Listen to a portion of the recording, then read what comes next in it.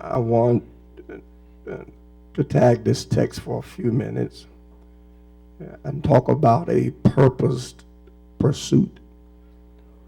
A purposed pursuit.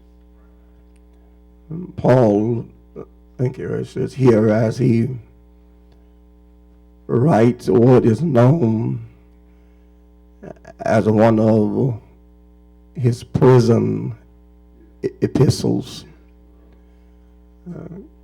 confined and constricted physically, but free spiritually. When one reads this letter to the Philippian church, you would think that Paul is in a good place because it's filled with joy and rejoice. Paul writes here now in our text, he shares with us, it is as almost as if it was a eureka moment. The light really has come on. You do remember him before his name was changed. He was called Saul of Tarsus. The record for the biographical sketch of Saul of Tarsus is not a pretty one, for he was a mean man. He was one that was breathing out threatenings and slaughter against all of those who would call on the name of the Lord. Have I witness here? But Paul then was arrested on a road called Damascus. The Lord knocked him from his beast and blinded him and called him to be his chosen vessel, that he may be an apostle to the Gentile. And here in the text is as if Paul had a moment, Dr. Jones, to reflect on his life. For he said, I look back over my life and think things over. I am a Hebrew of Hebrews. I was circumcised on the 8th day into the tribe of Benjamin. Y'all gonna help me here. If there was a man who was astute and there was a man who was thoroughly learned, it was Paul. Scholars argue that he spoke 14 languages and 7 of them fluently. Sat at the feet of Gamaliel. He had been, up into the high echelon of education. Paul was a learned man. But Paul said, now when I look on the wall and see all of my plaques and all of my accolades and all the praises that men would heap upon me, I recognize that all of that is but dung. I count it all as loss, because now I really understand why I'm on the planet. It's not about me having my way. It's not about my agenda. It's not about me doing my own thing, but it's serving the will and the purpose of God. Paul said none of that really matters. And don't you know, you've got to get in a real good place. I wish I had some help in here. I say you got to get into a real good place with the Lord to be able to look at the wall and say that nothing on the wall matter. You got to be in a good place with the Lord to be able to look around you and say nothing around me matter, because now I really understand it's not about what I acquire, but it's about who has acquired me. Y'all gonna talk to me for a minute? It's not about what I own, but it's to whom I belong. And Paul had gotten this thing straight, and he says here in the text now, almost as if he was in a darkened room and the light came on brightly, he said, oh, that I might know him. And that brings me right into my first point. And this purpose pursuit, Paul was purpose to pursue a person. Talk to me if you can. See, our problem is in the church, we want to be involved in religion, but we ought to be involved in a relationship. I wish I had a witness here. See, religion will allow you to go through the motions and without any devotion. I say religion will allow you to go through the motions without any devotion. There's no commitment in a religion. You can wash your car religiously. Come on, talk to me for a minute. You can go to work religiously. It does not cost you anything to be involved in religion. This is why many come in and many go out and many keep on just popping up, popping out in the church, is because they are involved in religion. And Paul said right here in the text, he said, I've had my fill with being involved in religion. Because he was a Pharisee. He was one of those who were against Jesus. He was a part of the religious right. And you've got to watch this thing, because I tell you, it is possible to have religion from the neck up. It is possible to know enough Bible to make you feel good about yourself. It is possible to attend enough worship experiences to make you think you're on your way to heaven anyhow. But I want to tell you that you ought to hear what Paul says. He does not say that he wants more power in religion. Listen what Paul says here in the text. I'm not making this up. It's right here in the Bible. He says that I may know him. And I think really if you're looking at it in your Bible, that him ought to be capitalized. And the reference is to Jesus Christ. But Paul said, look, I thought I knew him, but I didn't know him. And I tell you, you know how relationships go when you hear about a person and everybody else tell you what they think of the person. And then you kind of buy into what they say about the person because you haven't taken time to get to know the person, and then life somehow navigate you into a proximity of the person, and you actually get to know the person, and then all of a sudden you figure out that this is not the person that the other people describe to you, and then you really come into a knowledge of how much of a fellowship you've been missing because you've been listening to other folk. See, this is why you can't stay in the church, because you've been listening to other folk tell you about Jesus. You need to get to know Jesus for yourself. You can't go on the fact that I say he's a way maker. He has to make some ways for you. You can't just live on the fact that I testify that he'll bring you out. You've got to be brought out by him. You've got to have a relationship with Jesus. It's not enough, can I tell you? It's not enough just to belong to Union Baptist. It's not enough just to have your name on Union Church roll. You have to have a relationship with him. And the church is suffering because we're suffering because we come here and we want to know, is the pastor here?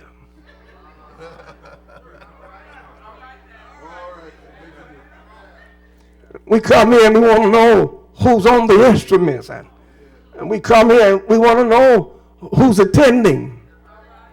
But I think if you have a relationship with Jesus, all that other stuff takes care of. See, when you were young and in love, I'm going to give you time. Some of y'all got to think. Way back. I'm getting a couple more folks to catch up. They got to go on a little further. When you were young and in love, nothing else mattered. Where y'all lived didn't matter. What you rode in didn't matter. What you wore, because you were young and in love. When you fall in love with Jesus, it does not matter who's at the podium. When you fall in love with Jesus, it does not matter who's playing. When you fall in love with Jesus, that's all that matters. And if Jesus is there, that's enough. That's enough for me. If Jesus is. Let me say stuff like, I don't know how that woman living with that man over there in that shack. It doesn't matter. Wherever he is, that's enough. I don't know how she riding around that old raggedy smoky car. And so when we have a relationship with Jesus, everything else is is secondary. And so the first thing he is in pursuit of is a person. Now get this if you don't get anything else.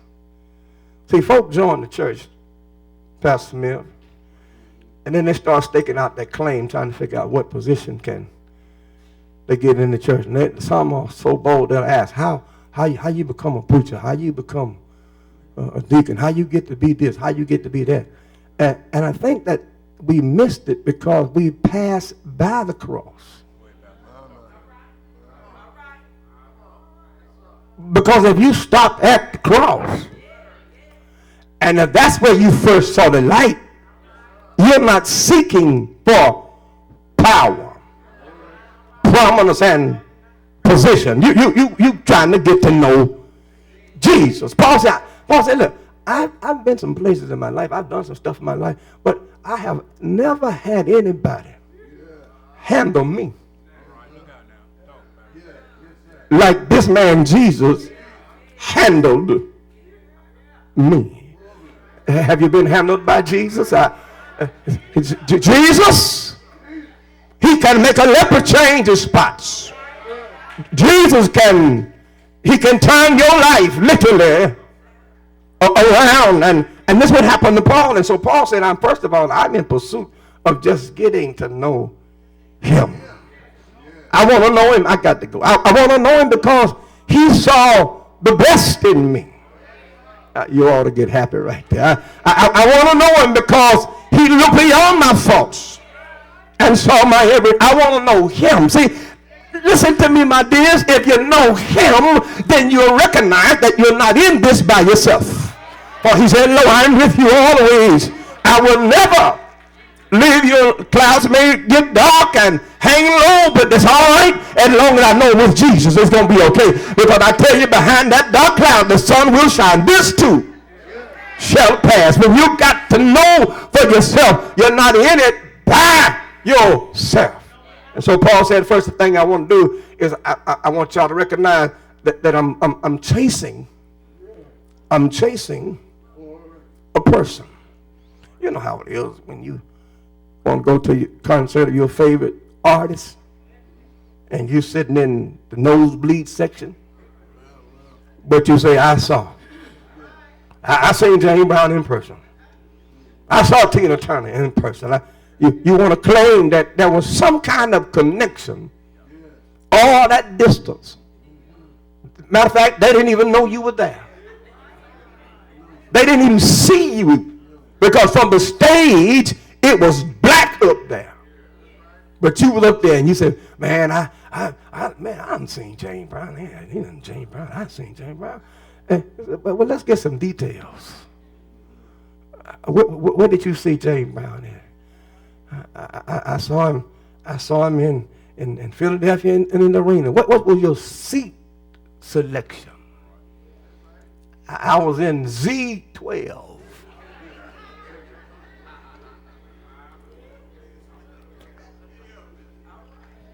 Well, you ain't seen James Brown. See, saying you saw James Brown like watching that screen and leave here telling folk you saw me.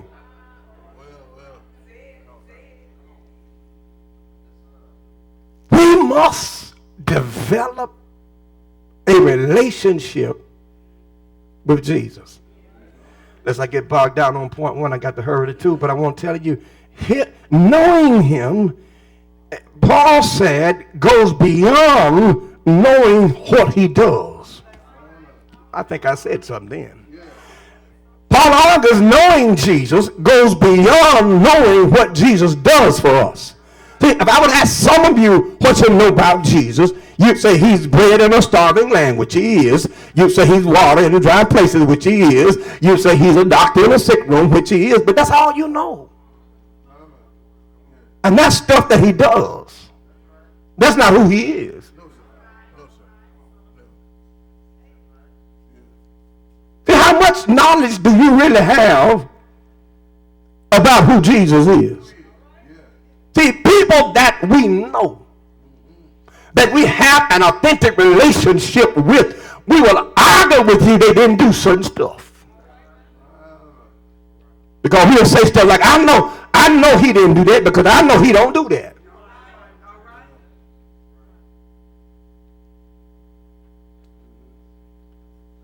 What can you argue about Jesus other than what he does for you? That's what I want to ask. If you know him, what else do you know about him? Other than he put clothes on your back, food on your table, gave you a job. That stuff he does for you. Paul said, I want to get to know him. Now, might I tell you, as I move into my second point, getting to know him is not for the weak or the weary. Getting to know Jesus cost a sacrifice. For Paul says here in the text that I want to pursue him, first of all, through the fellowship of his suffering. Paul figured out that you can't get to know Jesus without suffering. He said, I want to know him through the fellowship of his suffering. What was it about Jesus that would make him give up his seat in glory, come down to earth to tell redemption story? What is it about Jesus that would allow him to leave from the Father's presence and come to the earth to tell us of the Father's love? What is it about Jesus that would make him give up glory and wrap himself in the likeness of sinful flesh, to be rebuked and scorned and abused and misused? What is it about Jesus that would have him giving up his life for men who would never accept him? But he said in the word, greater love hath no man than that he laid down his life for his friend. How can you call me friend and we had never met? How can you so love me that you die and I don't haven't even come into the world yet? What is it about this Jesus who would know what was before him, and yet the record is for the joy that was set before him, he took up the cross that he might die for you and I? It ought to be somebody here intrigued to know who it is, this man Jesus. And Paul said, I want to get to know him through the fellowship of his suffering. I have been rebuked, I have been scorned, I have been abused and misused, but his pain was prophesied. Isaiah said he was wounded for our transgressions. By his stripes we are healed. And yet he comes from glory, from the Father to earth.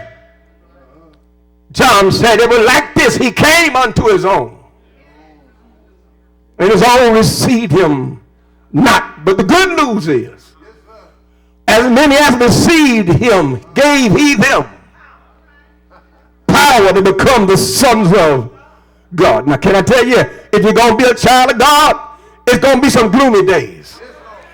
Can I tell you, if you're going to be a child of God, it's going to get rough. If you're going to be a child of God, it's going to be some storms on your horizon. If you're going to be a child of God, it's going to be some nights you're going to cry and you're going to drink your tears for water. But I tell you, if you hang in there with Jesus, oh, he will make everything.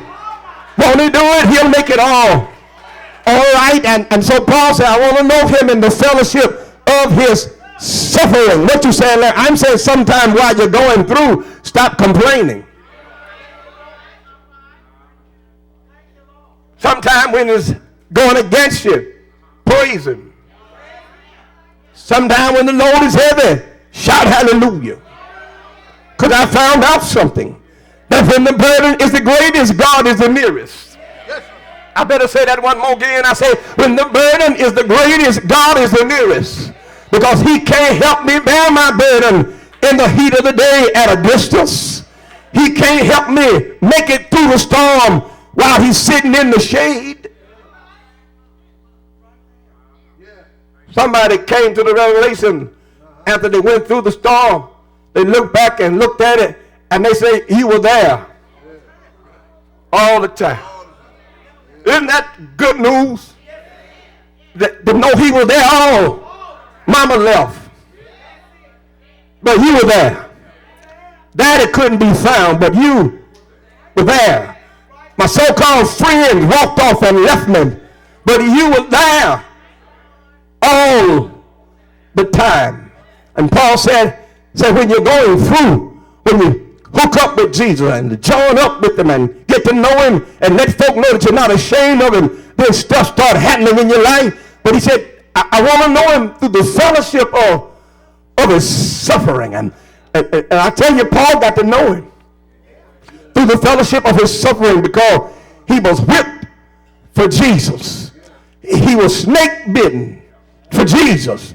He was put in stocks in a jail in the midnight hours for Jesus. Look, Paul went through some stuff. And not to top all that off, then the Lord afflicted him. For Paul said there was sent from God through Satan a messenger to buffet me upon in my flesh. Can I have any witnesses here? And Paul said it was sent to me to keep me humble. It was sent to me to keep my feet on the planet. See, some stuff in your life is not sent to you to destroy you. It's to settle you. It's to keep you humble, because see, when God starts blessing you, you got to be careful that you don't start taking credit for stuff you hadn't done. And Paul had such a celestial experience until he saw stuff no man had seen. He heard stuff that no man had heard. He said, I was caught up into the third heaven. And when I came back down on the planet, the Lord put a thorn in my flesh to keep me humble. I went to the Lord about it. I talked to him, and I asked him to move the thorn that I could work for him better. You know, we tell the Lord, if I could just get rid of this problem, I'd do more for you. If I wasn't just so deep in debt, I'd give more money. If I wasn't this and that, I could do this. And the Lord said, listen here, Paul, this thorn is not about your inability, nor your ability to perform for me. Because if I let you be afflicted, I will make sure that you are assisted.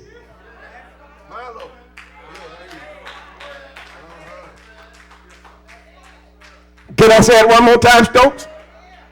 The Lord said, if I let you be afflicted, I'll make sure that you are assisted. Can I say it one more time, Dennis?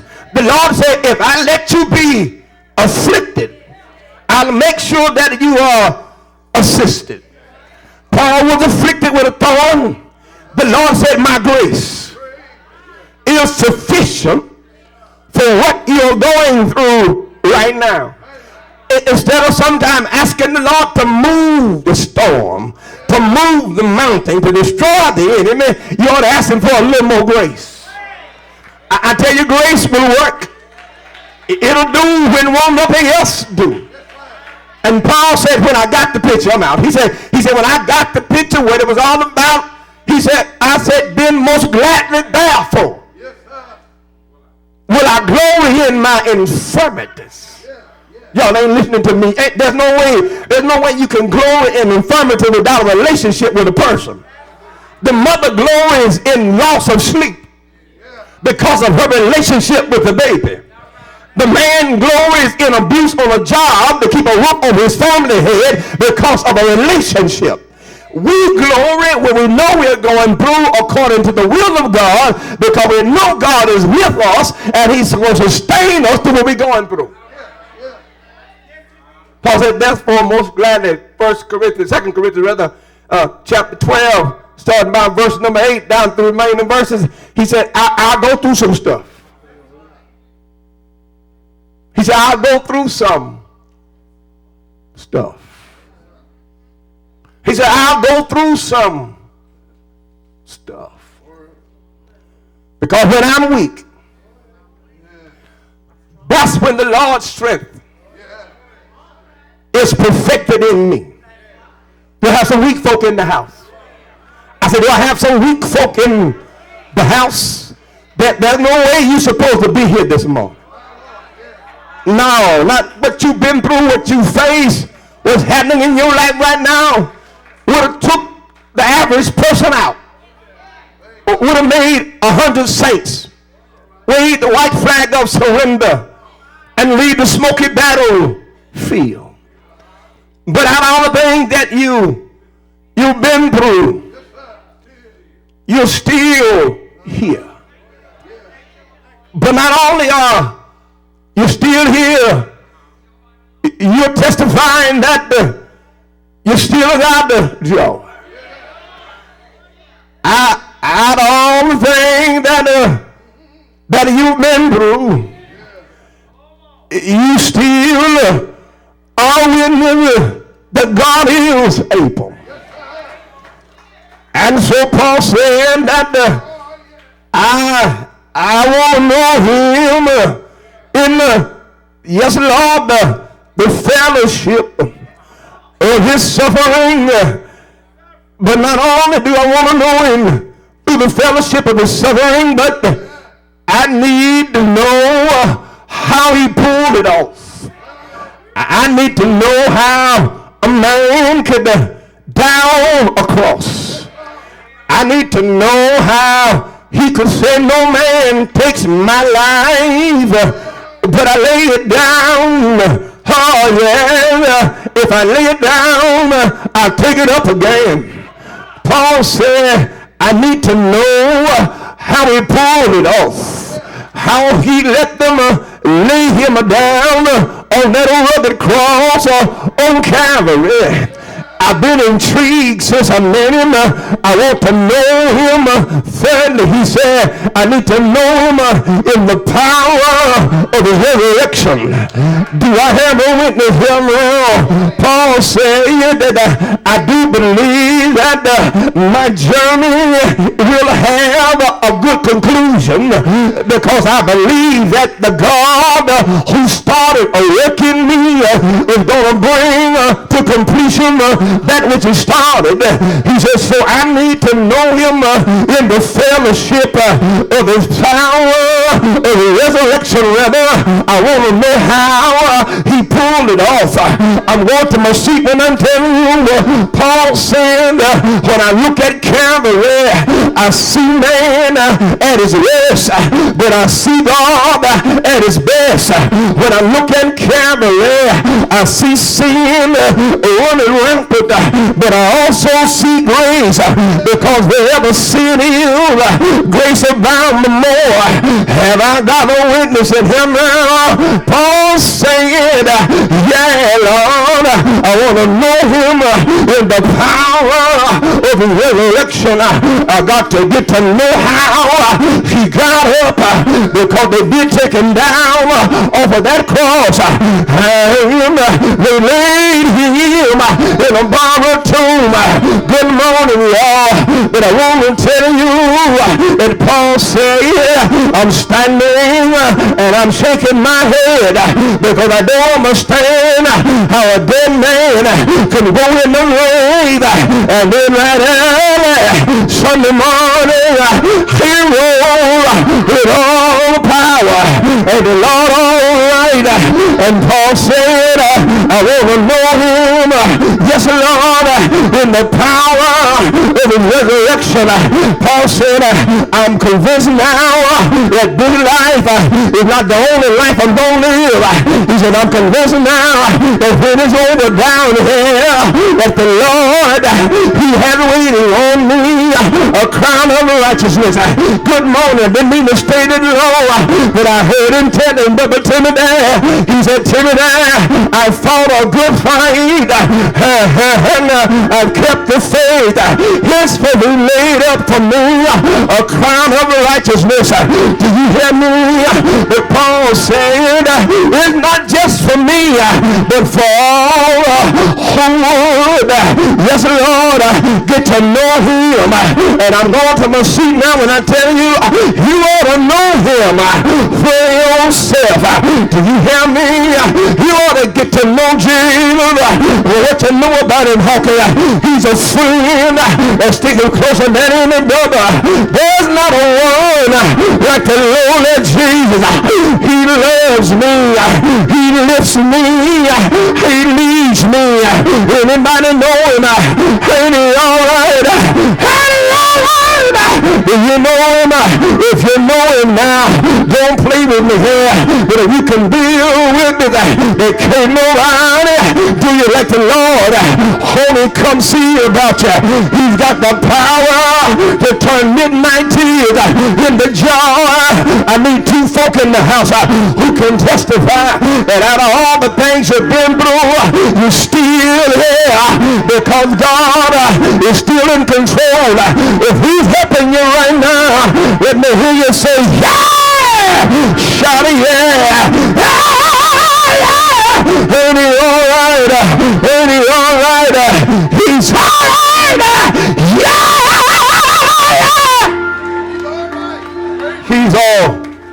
He's all right. Paul said, oh, that I might know him